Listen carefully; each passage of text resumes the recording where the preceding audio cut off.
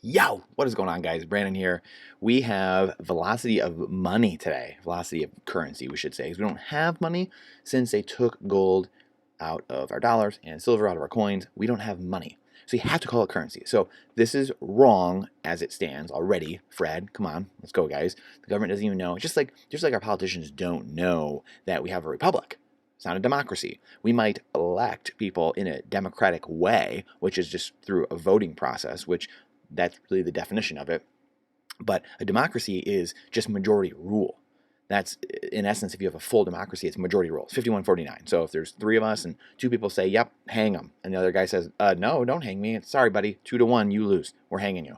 That is a majority rule, mob rule democracy.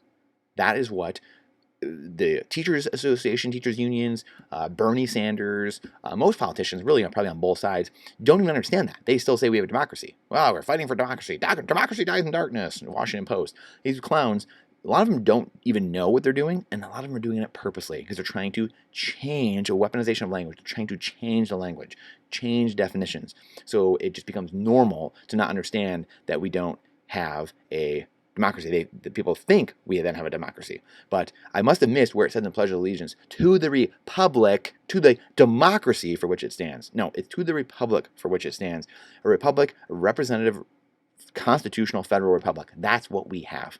That's why we have the Electoral College. So a few cities, 3 or 4 cities. Have you ever seen the map of the counties of the United States when they're all red? Yeah, that's why. That's because we don't want a few cities glomming in and just jamming people into a couple of cities and then jamming ballot boxes, literally and figuratively, with a few with votes so that we can just run the country through 3 to 5 cities.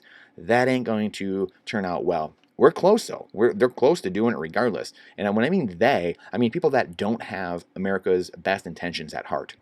Let's be really real here at the end of the day and speak some truth into what's going on, breathe some real life into this.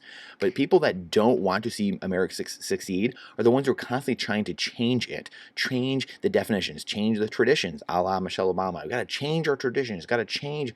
What are you talking about? How do you think you learn and get better? You learn from the past. You learn from history. Why are we trying to change our traditions and change everything and forget the past and not learn the past? You don't even need a history class to get a history degree in a lot of colleges in the United States. Clown world. Anyway, I'll get off my soapbox. Thanks for coming to my TED Talk. But algorithm hates truth, by the way, so please share these videos out. This is massively important today. The velocity of currency, again, velocity of currency. And we see here that for decades we had, a stable velocity, and then it was going up a little bit in the 90s. We had the boom going on, tech boom and all these things going on. But as we can see, the last 20, 25 years or so, just a massive drop off, just fall off the face of the earth. This is very telling. And the reason that this is happening is because of the technology. A lot of this, what happened 30 years ago, is now playing out in real life. The AI, robotics, the automation, whatever it is, social media, like all these things. We don't need people now to do a lot of these jobs. People shift and they move. The biggest problem with most people, though, on both sides of the aisle, again, thinking we need MMT or UBI and all these different things, universal basic income, people don't believe in one another. They don't believe in themselves. They don't believe in one another. They don't believe that we're not going to adapt and figure things out. Just like the climate change movement, ESG. People don't think we're going to adapt and figure things out and make life better for ourselves. Humans want to procreate. They want to live. So we're going to figure things out. We're going to sustain things and keep things running because we don't want to wipe ourselves out. That's not what we're trying to do. However, you have a few people at the top. You've got the unproductive class at the top telling us, oh, the world's going to blow up. This thing's going to blow up. This thing's that. We have too much deflation, so we need to print currency. This is the clown world we live in, where these people at the top are trying to change everything and they're trying to gain control. At the end of the day, this is all about control. Environmentalism, ESG, the breaking the currency, the education system, everything. Everything's about control. Politicizing every shooting, politicizing every single thing that we see in the news is about control. That's all it is. When you have libertarian-minded people, classical liberals, people that just want to be left alone, those are the people that are generally not in power, not doing anything, because they want to live their own life. And unfortunately, those people don't go into power because they don't want to be bothered. They just want to live their own lives. And those are the people that we need running our government because they need to get government out of the way. Right? As Ronald Reagan said, when there's a knock at the door and you should be running when someone says, hey, I'm from the government, I'm here to help. Government is not the solution. Government is the problem. There is no incentive for government to do anything other than take power, take control, and take your wealth via the money. By stealing it, by taking gold out, by stealing it, making it a fiat currency, which is backed by nothing. So now they can steal your time, theft, your time and energy. And let's see, I gotta find, here we go. I gotta find the, on my other screen here. What is money at the end of the day? Money is your time and energy. This is all it is, right?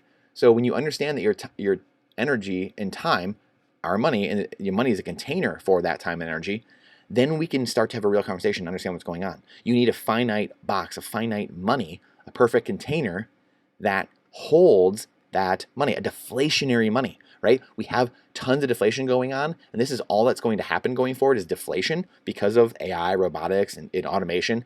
So we need a deflationary money for a deflationary time period. But we have Ben Bernanke here 20 years ago. Oh, deflation, why it can't happen here, his paper. And we have the IMF with their paper coming out saying, you know, financial repression is away. We got to print our way out. The sneaky secret, though, in all of this is they're kind of right in a way, because in the existing fiat legacy monetary system that we have, you have to have inflation. You have to have debasement of the currency, the stealing of people's time and energy right here on this side through the hole, which is inflation in the people's money, in their currency. It siphons away your time and energy. You pour your time and energy, your work, your blood, sweat, and tears into a container that you hope, most people do it in dollars or some type of fiat currency, and they hope that preserves things. They're going to save a bunch of that and get to the end of the line and have enough to retire or to live on. Wrong answer. It's not going to be there, because inflation, financial repression, all these things are doing, stealing your time and energy, they take that from you. So you're never going to retire. You're never going to have enough on in saving in a fiat currency. So you're saving a liability you think is an asset. And then the government set comes in, because these things take a little while. The government comes in, they wreck everything, and they come in, the arson and the firefighter, and say, well, I'll give you a program. Here, you know what? We just need the New Deal. We just need welfare. We just need Social Security. We just need Medicaid. We just need Medicare. We just need Obamacare. We just need the Inflation Reduction Act. We just need and on and on and on. We just need to go to war. It's their fault. And they keep doing these things over and over again and getting us into worse and worse and worse and worse situations. It's just KYC AML laws. We just need new banking regulations. We just need Dodd-Frank. We just need Basel III. We just need, you name it. Glass-Steagall. This is the clown world we live in, and they continually strip away freedoms, and we give them to them a lot of times because they come in, don't let a good crisis go to waste. They come in during chaotic, fearful times, and they stoke those chaos and fear fires, so that way they can take more of our liberties, and we willingly give it to them in turn for some perceived security. End of the day. So make the finite fair trade for yourself. Trade your finite time. The only two finite things I know of. If you know something else, please put it in here. The only two finite things I know of are Bitcoin and time. Time is Bitcoin and Bitcoin is time. That's it. Gold and silver were the best things we had, but they still had a little bit of inflation rate. And they get centralized because you can't move them over space easily. So they get centralized in banks and governments, central banks, and then they print more paper on it, and the cycle starts all over again, and it blows up after a certain number of decades. That's why Bitcoin can move over time and space perfectly, with fractions of a penny, fractions of a cost of anything else, instantaneously at the speed of commerce. The problem has been solved. The discovery is here. The fire, the wheel, by Satoshi. After decades of cypherpunks and people putting this together, the NSA, whoever, it doesn't matter. We have been given this gift now by all these people doing this work, and we get to benefit from it all. That's the world we're going to go into. So, this right here, we need a deflationary money. We need to transition. We're in an inflationary system. We're experiencing deflation. So that means the system is going to implode. We are a debt-based society, debt-based monetary system. The dollar is debt. Again, it's a liability you think is an asset. So if you pay off your debt, your housing debt, your student loan debt, your credit card, if everyone does that, and there's no currency left in the system, but there's only interest left, then what happens to the system? Well, you got two options, I guess, really. Just the system implodes, or you go to war, or both. That's it. So pick your poison. So we need to transition out of this monetary system, a CBDC, a slavery coin, Fed now, some gold-backed, bricks, all this garbage. Never going to work. That's why none of these things have worked before. Giving up complete control and freedom for some perceived security is never going to work. That's why CBDCs won't work. None of this works. They're not working in Nigeria, for crying out loud. So We need a deflationary monetary system, a monetary network, deflationary monetary network, Bitcoin, for a deflationary world, which is what we want, which increases the standard of living and reduces cost. That's what deflation does. That's what entrepreneurship does. That's what free markets and capitalism do. They give you a higher standard of living for all people. Rising tide lifts all boats. Some people might get extremely rich, way richer, right? They might have 37 yachts, but if you had one yacht, wouldn't that be better than the life you're living now, right? And I'm giving you an example of what I'm saying, though. But you might say, well, this guy only has 2 yachts and I have none. Well, that guy might have 37 yachts. A couple people at the top, the 1/10 or 1,000th 1%, the wealth gap might be even bigger, but everyone's living this very abundant, cheap life where they have everything they can ever imagine for no cost.